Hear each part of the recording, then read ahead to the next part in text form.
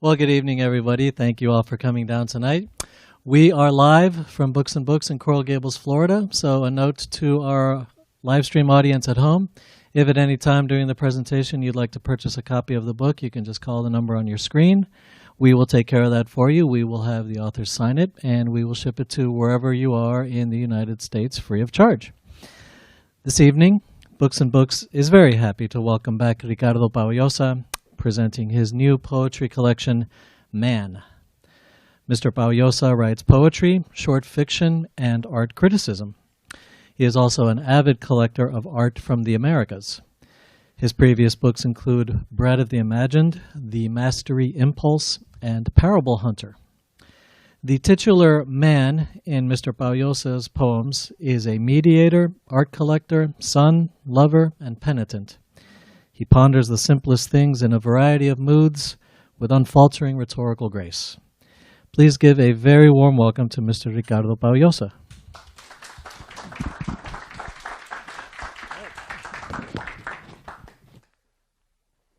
Thank you very much.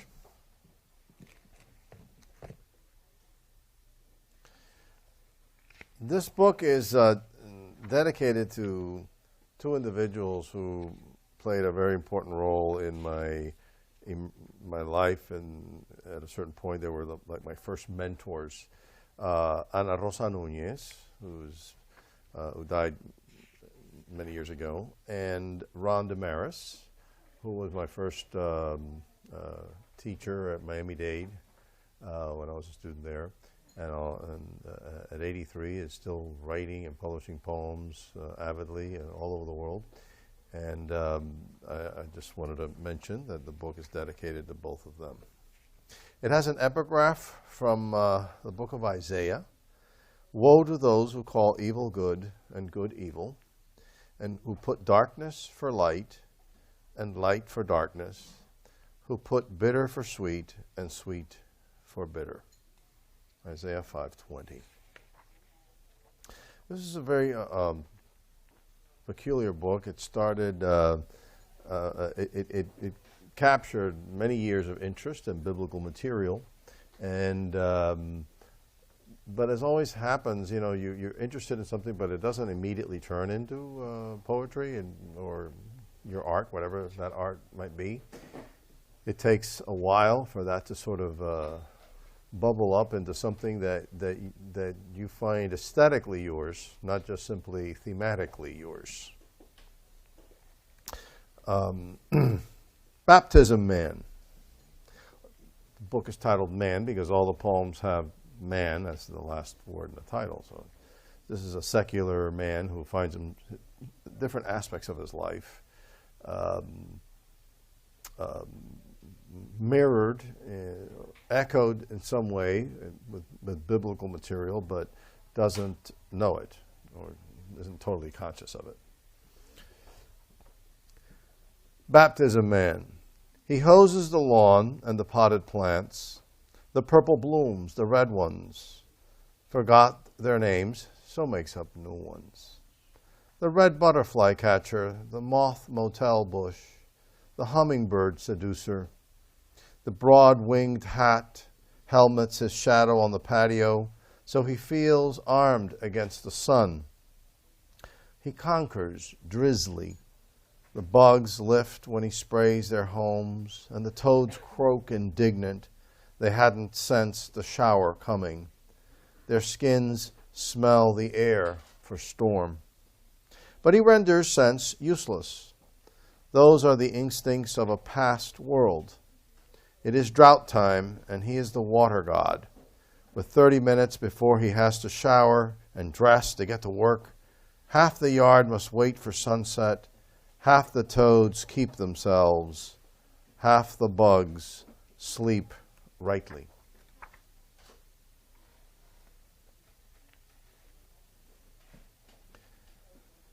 Holy Orders Man.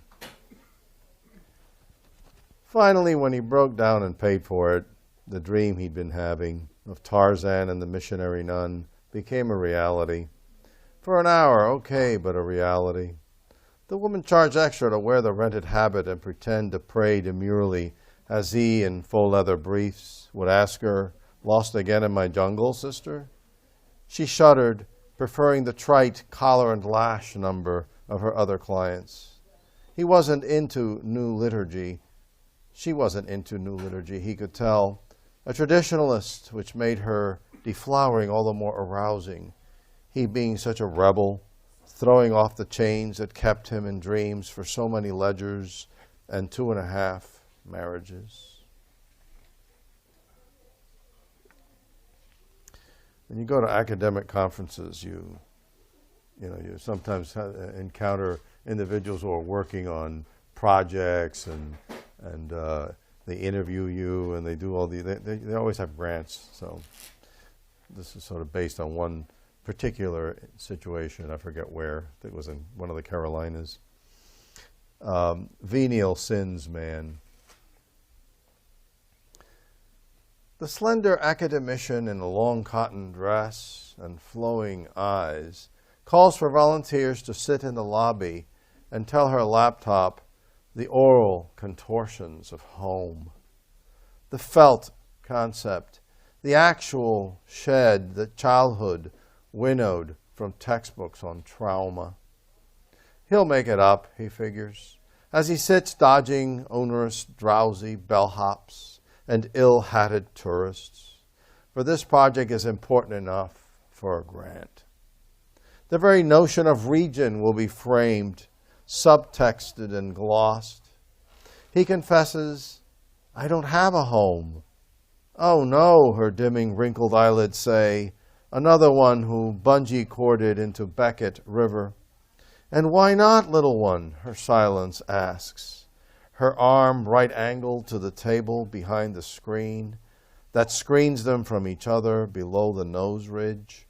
The man asks himself these questions all the time, puts them in bubbles above nice people's heads. "I have an epic sense of life," he sombers forth, which means, doesn't know right off. "Well," he blurts, "like Aeneas in love with horizons that are worth the trouble, even if he will never harvest the rewards. Americans have lost that," he says, weapon of exile in hand. "Is this thing on?" "No," she says. So all that was for naught. Turn the other cheek, man. I teach composition and creative writing. And so, sometimes that pops up in poems. The man decides to give his writing class an impromptu assignment sticky with existentialism. Suppose cellular biologists have discovered how to stop aging by doing this or that to mitochondria, and everyone born after a certain date need not worry about dying, of old age at least. They can still be crushed by a truck or have their throats cut or catch a disease, but they won't age, so technically they just might live forever. The man looks back down the walls that dissolved as he imagined his freedom-vanquished world and panned the room full of students, frozen like tattoos, unable to muster the pretense of an interest. This is for a grade, folks, he warns them, so they take notes. Now, he says, let's say by some stroke of really bad luck, this mitochondrial treatment misses you by a few months, weeks, days even. Had you been born 3 days earlier, you would never die. Alas, you will flab and leather and cough into the gray abyss which has been humanity's lot. Those just a bit younger than you are safe and see you differently, leprously perhaps, compassionately after a few drinks. For they can't imagine the bitterness a knife's date has signed upon your flesh, or how it's dumped you like an Alka-Seltzer into a glass of water and turned you into the bubbling clock we all were once.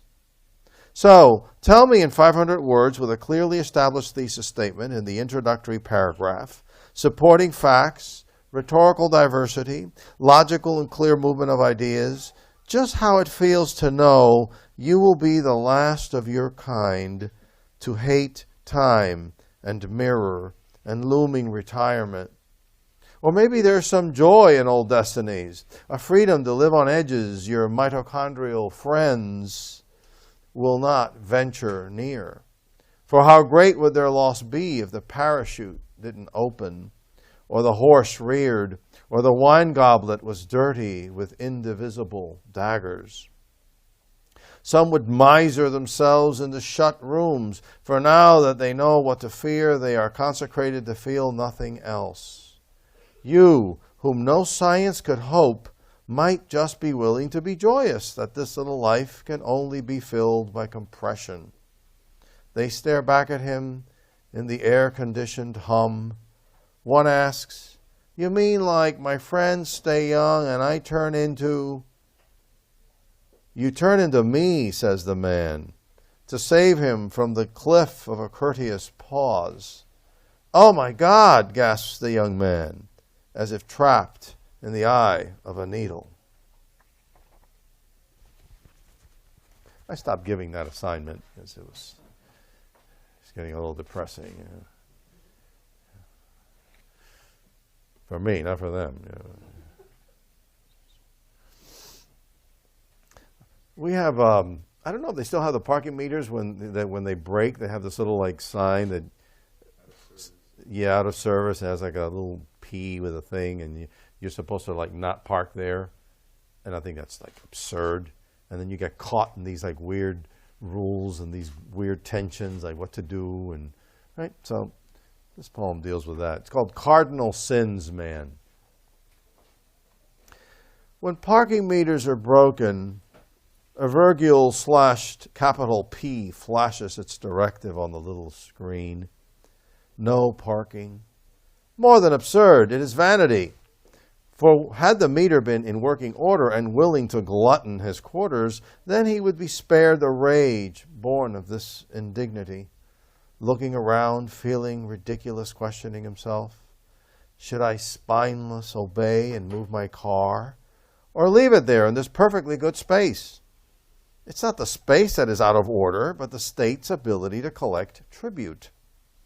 A Mercedes has pulled up close in tints, chatting on a phone, grinning, guessing the man is pondering what to do. That greedy Mercedes, thinks the man, lusting after his space, waiting to see what good citizenry will bequeath him. He is torn, but the scale is tipped by the CEO's shine, and the man slouches off on foot, his face dished to the ground as if receiving signals from the pavement. Look at that, the grin behind the tints must be thinking. That bum's too cheap to find another space, too lazy to give up what he should.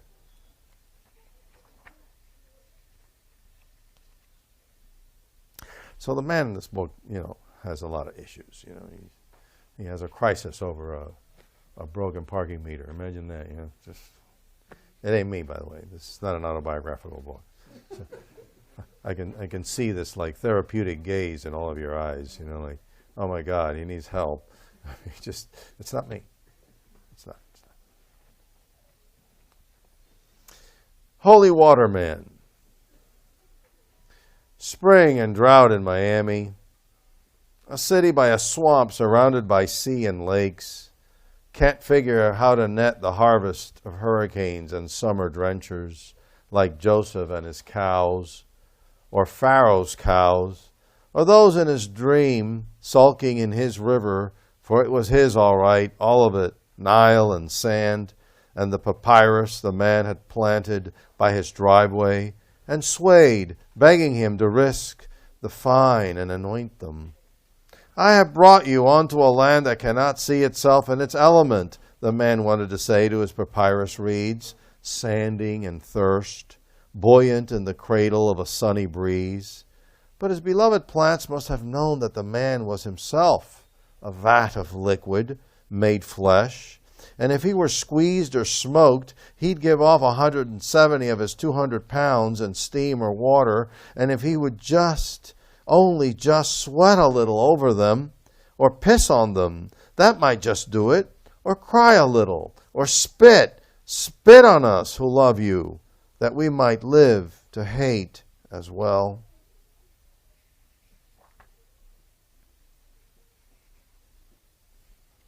I don't like that one that much. Just, you change your mind about things. You know? My God, you change your mind about people. How can you not change your mind about poems? You know. All right. Dead Sea Man. Write it out of you, the man's friends advised. That vile woman. It's your survival strategy. How fortunate you writers are that way. But, the man said, she had been the flimsy raft that bounced by when my arms were about to give out, only to fray with the hump of waves and pour me back into the marble of the sea. So, the friend said, swim for it now that the raft gave you respite. Why, look, there's the shore. But, the man begged, I had labored night and day to repair the raft, turn it into a sailboat with my shirt, whittled it a liner's bow with my knife. Oh, the counselors hummed with chin strokes, scraping the reef, finally, of a wisdom about the man they had resisted. You were the raft's raft. Only rafts don't need saving. They yearn to dissolve in the open sea, where only trash halos the surface. Always the waves, ashore, the imagined strength of arms. You know, they do that to artists and writers. Like you're having a crisis, and they say, "Oh, you're an artist. You can sublimate this. You can channel this. Make the people who read you miserable. And that way, you'll be fine." Wow. All right. Grail Man,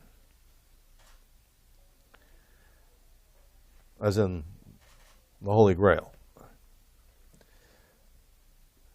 The man chopsticks ice cubes in his dewars with 2 black stirs and watches how they dip in their sleek amber veritas to rise again more, less than more. Cubes like belugas wheeling into the sea, spacecraft or meteors scooped in a galactic honey junkyard of free slipperies. He knows the delight of entertaining impossibles as he gestures his fingers to seize the jelly-lit gems, the fat coins of cold teeth ducking into this corneal pond. Trapped yet derisive of solids, the way the plot of his marriage slumps into the lava of that sea, memory enamored with itself.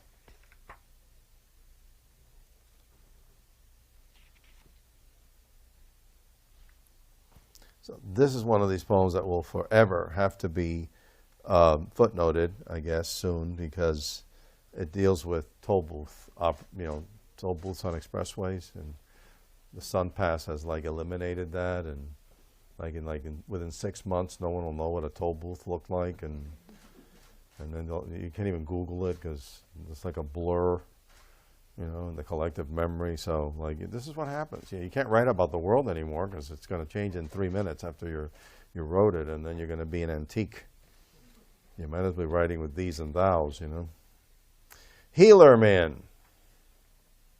For those of you who remember toll booths. Plodding along highways, the man always congratulated himself over resisting the youthful desire to become a toll booth operator. The ease of sitting there, giving change, mumbling directions to bleary tourists. Youth is so indelicate, a landscape of false strengths. The man had also guarded against other torpors of that night of beginnings, women whose poison others dredged, jobs that soon led to boredom's chisel. What had shepherded him, he wondered, on this drizzly autumn drive from a failed first date after his wife finally left him, toward a rummaged peace with himself? What immortal hand had swindled symmetry from the chaos so verdantly overrunning the lives of friends? Whatever it was, he thought, to the anvil of the wipers, it chose carefully what parts of a soul to heal and which to leave in the cradle and parapet of earned hell. As it did with the bodies of others, the liver cured, but not the eye or skin, or the skin now lustrous, the tooth forgiven, the eye spared, but the leg must stay bent, the mind unsprung. In like manner did the chooser forage among the cherishings in his Attic spirit. The man finally understood a moment's passing through miracle, a coin drop wherein the team of flesh is made to start again, though partial, wounded, aimed slumberingly at the visible road.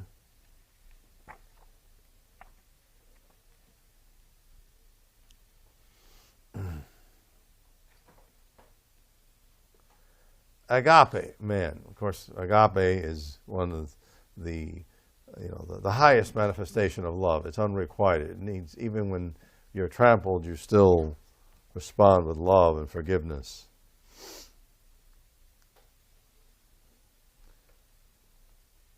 The man recalled how, when he chewed bubblegum as a boy, he was indistinguishably desirous of blowing the biggest bubble, breaking the eyeball records among his buddies, and doing just that on his birthday once, and how happy he was to suck the pink skin of one's bubble from his face, how it bearded there foreshadowingly, and how he wished for once he'd have the tongue of a toad to sweep the icky prey from his cheeks with one lick.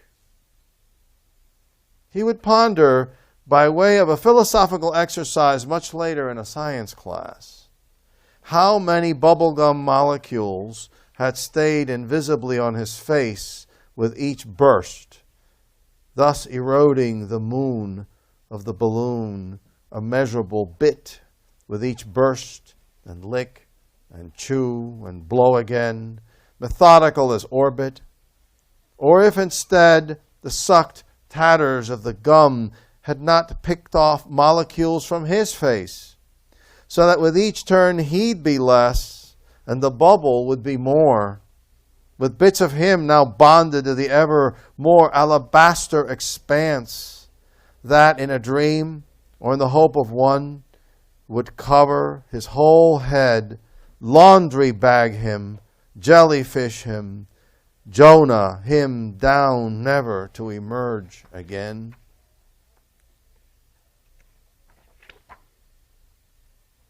There were some funny poems in here. I guess I didn't pick them tonight.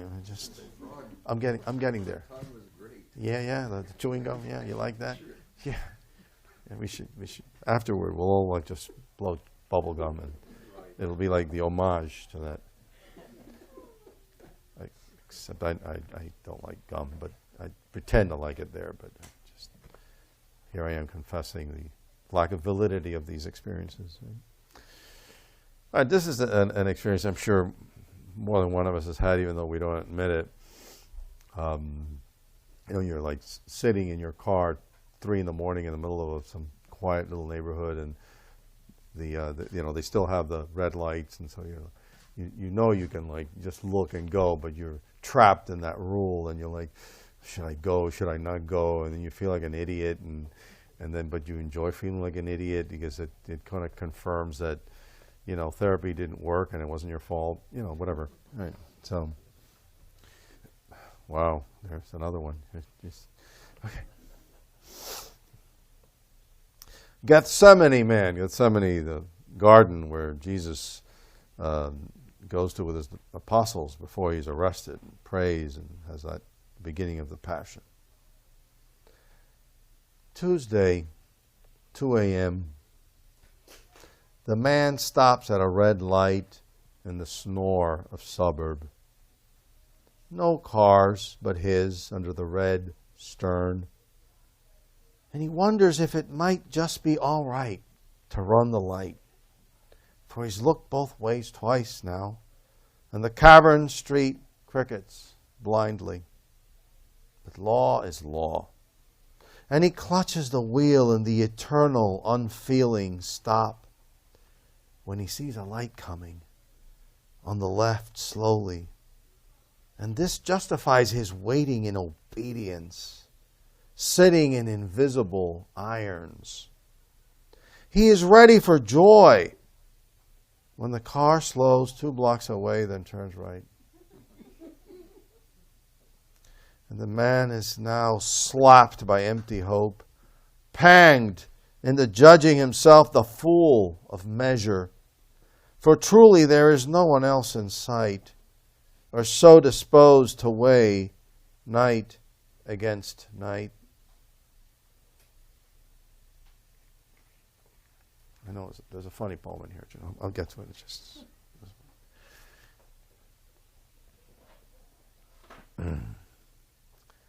Scourging at the pillar man.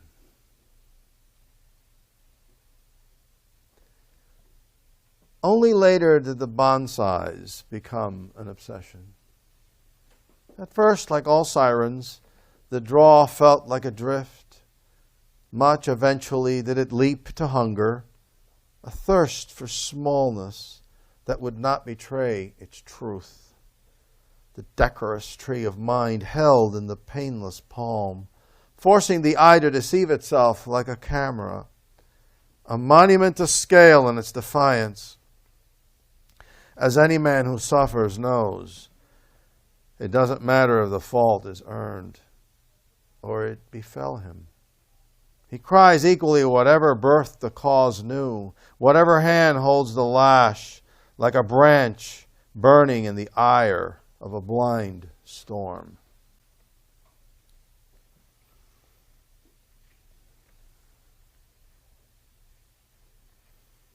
I just realized there's a lot of rain and drought in these things. I guess it must have been a really dry year that year in Miami.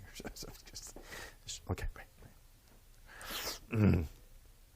Potmos man. Potmos, of course, is the island in the eastern Mediterranean where John, the Apostle John, the evangelist, wrote the book of Revelations, or so the official story goes.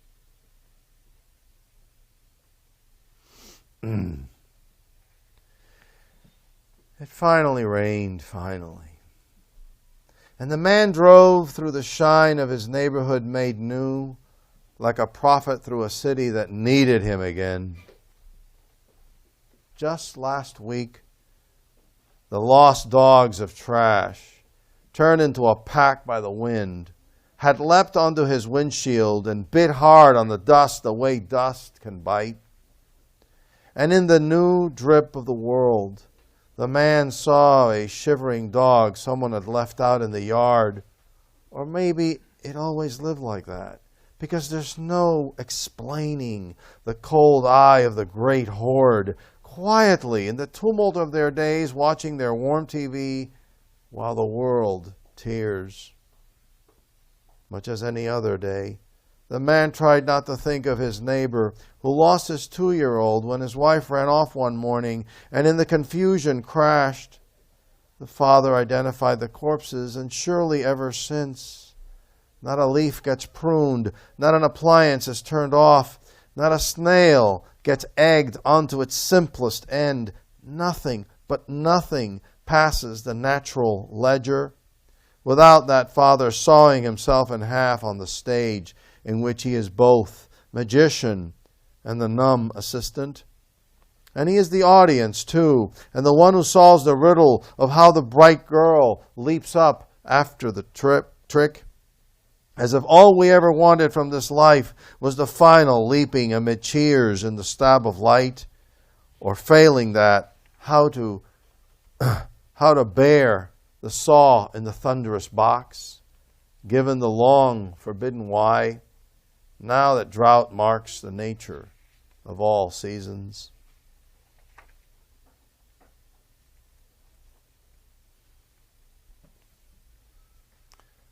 I like that show that tells you how magicians, do their tricks, but, at the same time it's depressing because then, like you can never be fooled again. So I got to write a poem of that, the ambivalence. I mean, the follow-up to this one. Amazing Grace Man. We have these trees that were planted, I don't know how many years ago in the Everglades to suck up the water, the melaleucas, and then, of course, like everything else that you put into an environment, it turns into a nightmare. And so then you got to get rid of the melaleucas. But then to get rid of the melaleucas, you got to bring in, I don't know, like 3-headed iguanas from the planet Wikuku to eat melaleucas. And then how do you get rid of the 3-headed iguanas? And We're Not Alone. And it turns into a TV series. Well, whatever. But, just... Damn, that would be a good series, too. Like, you see, my ship's going to come in.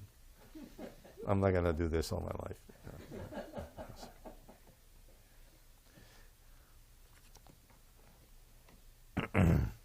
Amazing Grace Man, of course, from the famous hymn by the words by John Newton, who was a slave trader who then became a preacher and an abolitionist, and it was later, the music was adapted from an American folk tune, and by the mid-19th century it was, like the most famous hymn in the world. 3 p.m, north on Highway 27, city to his right and Everglades to the left. Thunder gathering to the north and west, and amid the flatness, the man ponders a naked field of melaleuca trunks, blurring the horizon with their spokes. A clearing in the gray betrays a moon spooked in blue, spawning on the tray of heaven like evidence at a crime scene, the one fingerprint. The man is glad the invasive plants are dead or dying, so the ground might recoup the theft of waters. The birds and all the native croplings, he muses, will rejoice. How did they die? Did the experts decipher how to rid the earth of an invited plague? Or is it just the call of season? Winter, finally, wilting before the rains. And this bleak sight, but a swindling hope. And so the man figures the topaz of clouds, the gusts piling like words, will restore nothing, feed what kills, and otherwise ignore in its machinery. The man tracks the daytime moon before the system clamps spring down, and knows it foretells, among other things, tonight's unbending night. He calls ahead, late again, better to call so no one worries.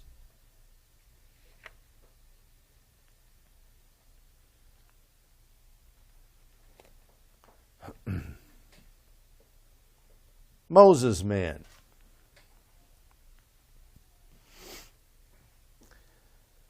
The man received the first symptoms of a heart attack, worrying only that at work, if he dropped to the floor, there would be siren and oxygen and the treadmill of salvation.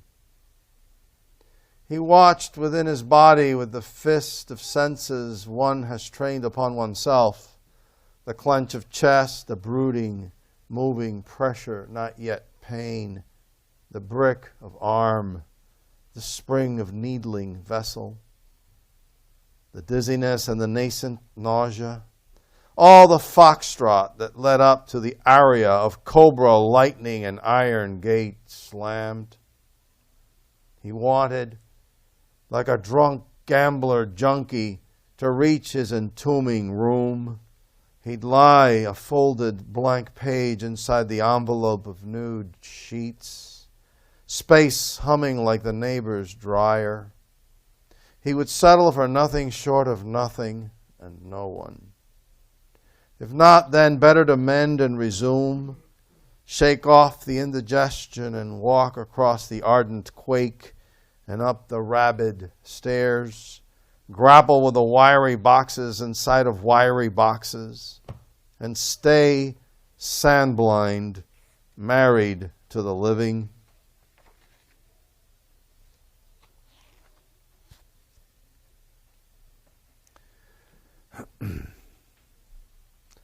Adultery man.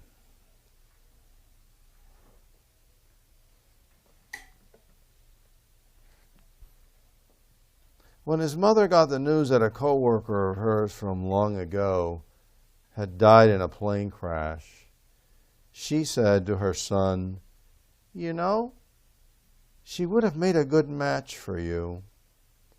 And she always liked you. Except you were married then. And later, after I left that job, you were divorced and I forgot all about her." She sighed, her eyes toward the window, thankful that sight passes through the ghost of glass rather than smashing into a foggy mountain. The surprised man said, "I might have saved her from boarding that plane."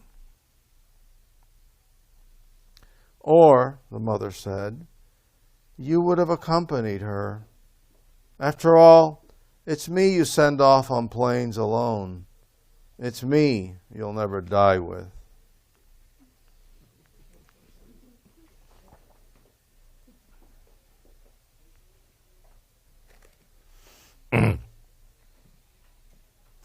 Job man. I'm an art critic, so I know a lot of artists, and man, artists work. Like any number of artists here today. Thank you for coming. But I mean, not like poets. We just sit and smoke. The hardest thing I do when I write a poem is light the cigar, and strike the keys. But artists have to do all this work. Sometimes it's just grueling. I go to their studios, I sit in a nice comfortable chair, and I watch them work. It's exhausting. For me, even. Job man.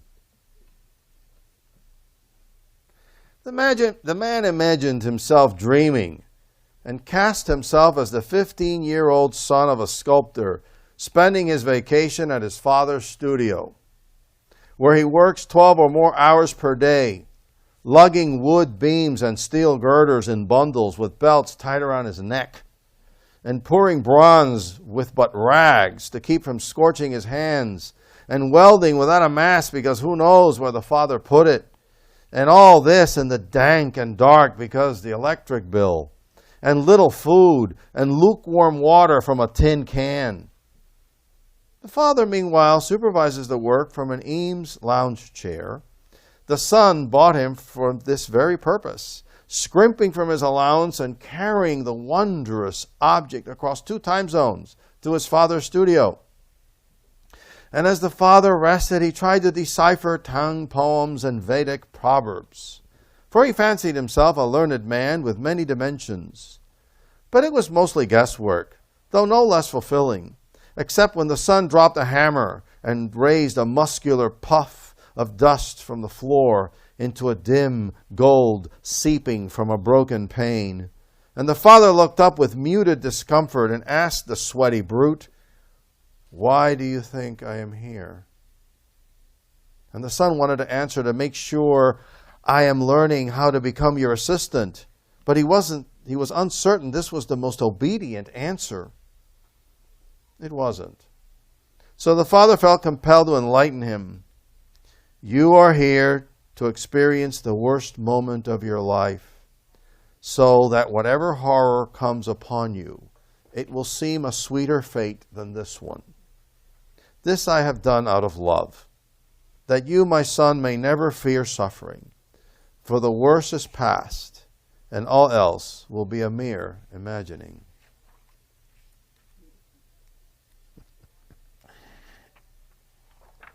All right.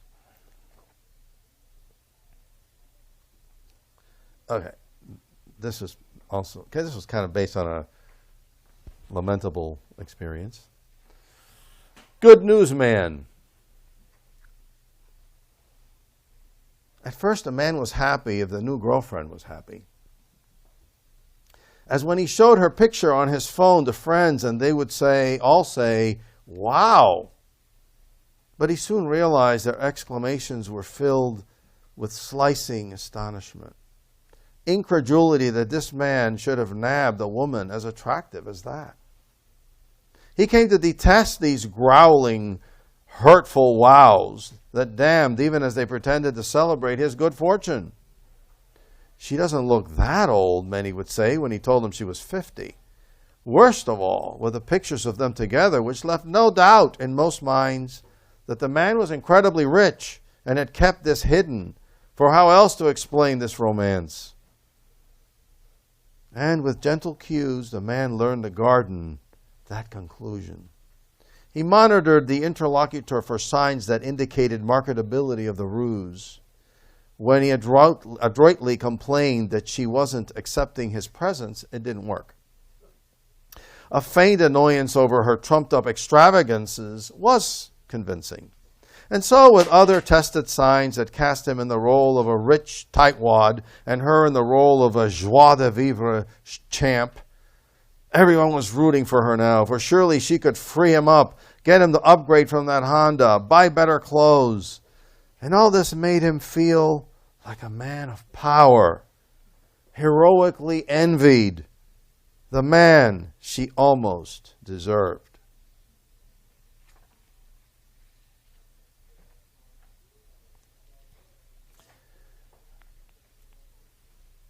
I'm going to read just one more poem from Man, and then maybe a couple of things that have come out since in magazines. And then if you have any questions, I'd be very happy to entertain them.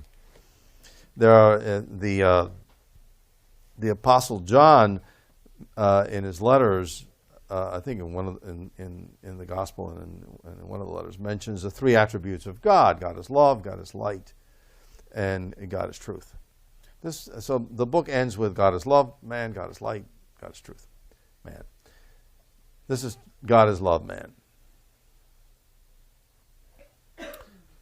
The corner bakery opens at 7, fills with breakfast hawks, overdressed office types who never figure time for making coffee and warming buns, cleaning up and being a loving son of a family person in the morning. The most delicate time of the day when tempers were most likely to slash and swipe. Why would that be, the man wondered, that morning tended to boil people just so? The yank from sleep, the broken chapter of a dream, the realization of just how cheap memory and imagining can be bought. A kiss, a shower, a swift hump before the day of duties descends. All these are bribes, and it is then the men realize that we gather the stones with which to pelt ourselves, wretches, adulterers of our kiss to ourselves. Morning was indeed the proper time to sacrifice the crumpled lamb, when the sun might just as well be setting and the toll of withering is felt simultaneously as dawn and twilight. And who might rise from the desert of the clean table? And what face might shape the steam above the styrofoam? And what bug will think the crumbs on the floor of the bakery a delivery from God? Will the man then, his number finally called, the last almond pastry within his reach, settle for the timed quiet of a corner, broken only by the flocking of flakes on his lapel? Or will he accept the bread and shoes of forgiveness? All right.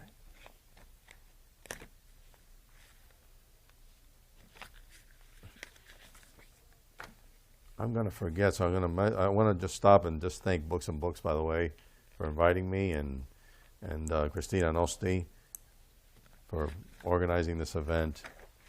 And I'm going to read just a couple of more recent poems, and then entertain some questions. Okay.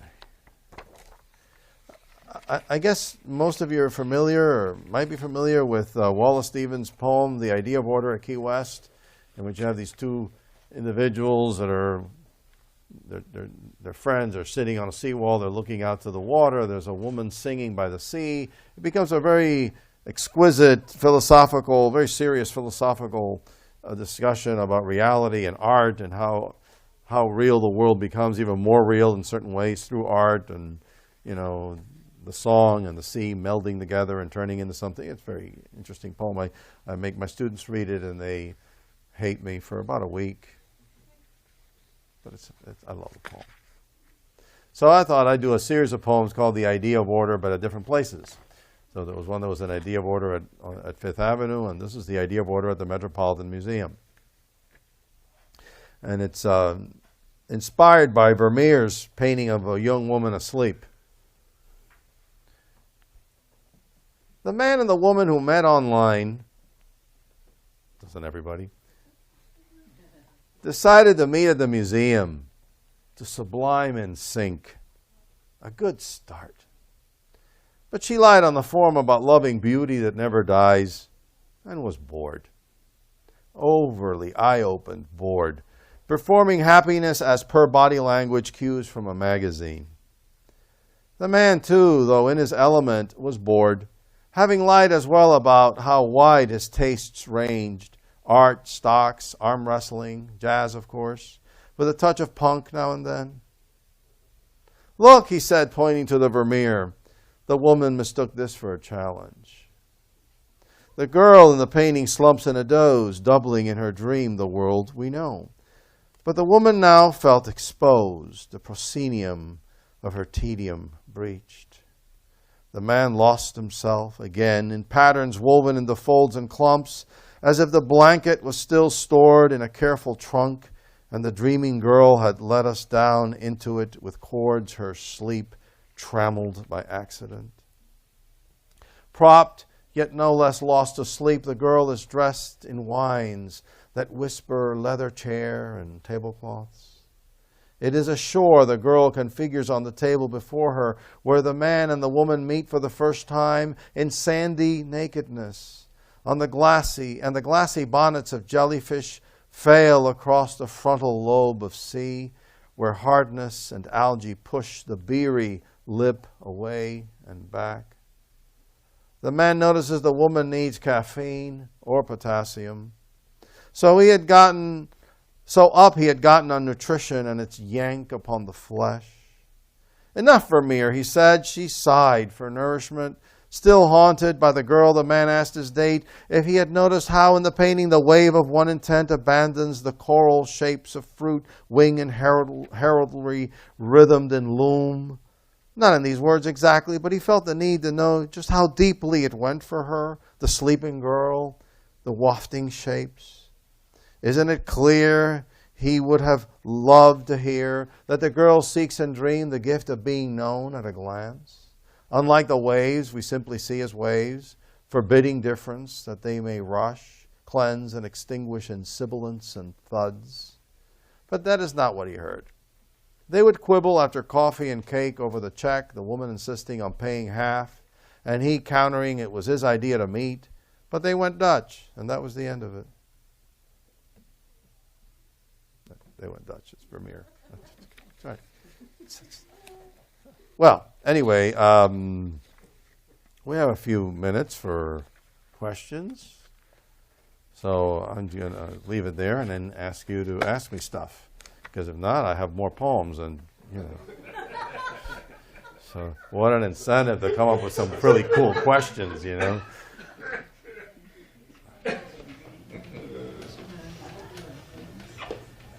the question can't be, is there food afterward?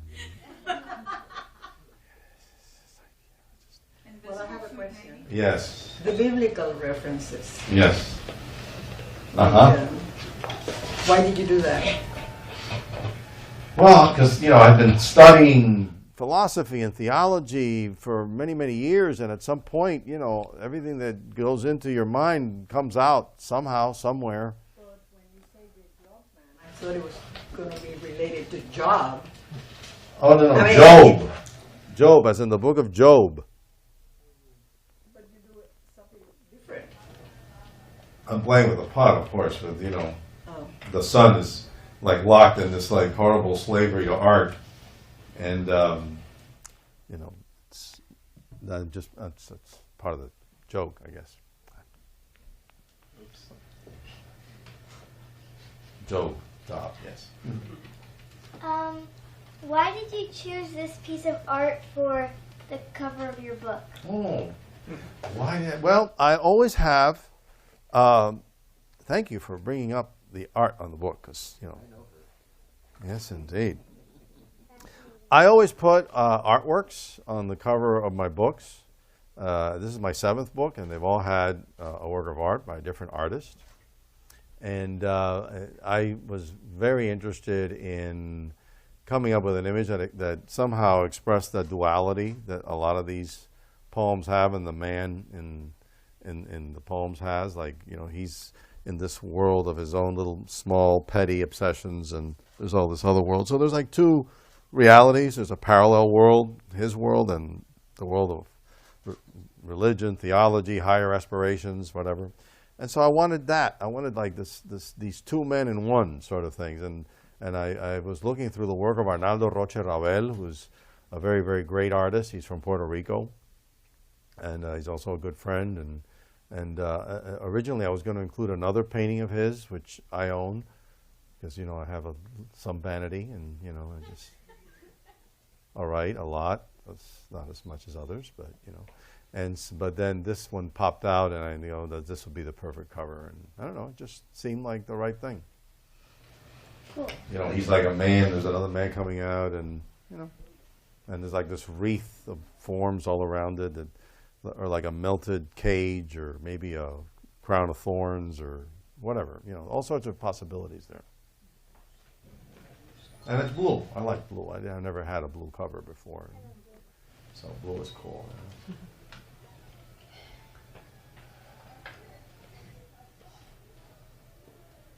That's it. I got more poems. I'm warning you. No? Okay, yes. You do a lot of short fiction as well, just into poetry. Yes, I write short stories. Not a lot. I mean, occasionally it happens. But I think I wind up doing a lot more poems that have story elements in them. Have a poem that turns into a short story, or a short story that you turn into a poem? No. I mean, I have a couple of short stories that have some relationship to poems I've written, but more than likely, if I've got like some sort of narrative sequence, I think I'll probably work it into a poem or into a sequence of poems. Since I finished Man about 2 years ago, I've been writing a lot of sonnets. Don't ask why, I have no idea. It just started to happen, and so it's like, now I have like 1 million sonnets. I don't know what to do with, but, you know, well, there they are. They're starting to come out here and there, and it's a great form. It's very tricky. It's bizarre form, and so I'm enjoying that a lot. So I have sequences of sonnets now that have a narrative thread, but I think poems can tell stories. You know, Homer, you know, managed it. Not that I'm going to write an Iliad or anything, for God's sake. All right. Well. Wait. Oh yes. Do you translate all the English poetry into Spanish, or vice versa? I have on occasion translated some of my poems. I write in English. I did write a series of poems about, I don't know, 10, 15 years ago in Spanish originally. There was like a very short, like maybe 30 poems that the series called Cangrejo, or that then got translated into Crab. And it's sort of like a whimsical, actually it might be a precursor to Man, because the crab sort of lives on this beach, and, well, where else would he live, you know? And it's not like he can buy a condo. And so he, and the beach is this metaphor of the desert that divides the 2 selves of the world, the land and the sea. So I thought he would be like, you know, sort of like an exilic character, you know, trapped between 2 realities, but at the same time comical and grotesque and so forth. And Crab was a cool series. That's the only thing I wrote, I think, originally in Spanish, and I translated it into English, and then I adapted the translations, because translations are always, you know, like a bad date, you know. Just, I mean, really, it starts well and just ends. No, it doesn't end. It just like starts well and then it goes bad. Okay, so, you know, some people have better luck, but I don't. And so that's, you know, what happened. I retranslated them, and I worked on and turned them into English language poems. But everything else I write in English directly because I've lived in the United States since I was 6, and my education's in English, and everything. English is the language I feel most comfortable with. But I do write art criticism in Spanish and lecture in Spanish, and Who do you read now? Who do I read? You mean like other poets? I read a lot of really fascinating emerging poets in different magazines. I mean, the magazines I'm more interested in that, picking up an issue of like a magazine like December, which has come out again after many years of hiatus, or was defunct, and now it's an amazing magazine. Barrow Street, and then just encountering all these like incredible poets that, I mean, even if I have a poem in that issue, I mean, I find things that are, more interesting even than what I have in there. I mean, a lot more, and there are all these people that are new. They're coming out of all these different schools, and it's just, I don't read just like one, I mean, I always go back to, a lot of, ancient stuff. I love ancient literature, so I've been rereading Hesiod and Pindar, and, I like that.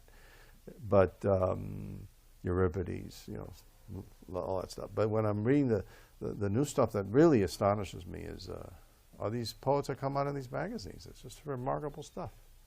Not everything's remarkable, but when there's something remarkable, it just really blows me away. Okay. Okay. Any it? more Oh, questions? one more. Wait, well, last question, the gentleman in the background. Okay. Why do you become a poet? For the money. In fact,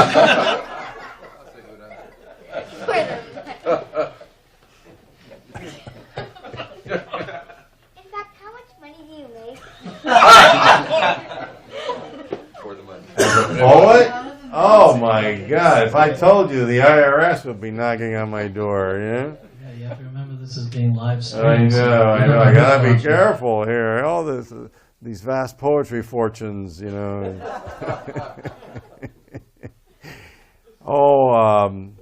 your account. Yeah. I couldn't give you a round figure right off the top of my head like that. Thank you again. Okay, folks. So if there are no more questions, a reminder for the internet audience at home that there's still time to call the number on your screen, purchase a copy of the book. Ricardo will sign it for you, and we'll ship it to you anywhere in the United States free of charge. Also, a reminder that our live stream events are archived. So if you go to the Books and Books website and go to the live streaming link, any author appearance that's been broadcast from here in the store will be saved there for you to watch at your convenience. For those of you here in the house, we have the book as well as some of Ricardo's previous titles for sale at the counter over there. He's going to be signing over here at the table to the left of the podium. That was such a good reading. Let's give him a hand. Thanks very much.